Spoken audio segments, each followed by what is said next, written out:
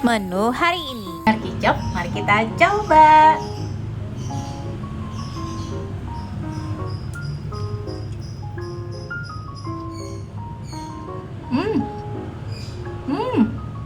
Paha ayam direbus dulu, tambahkan bumbu marinasi instan, kemudian setelah itu digoreng setengah kering, dan setelah itu ditumbuk atau disisir sesuai dengan selera.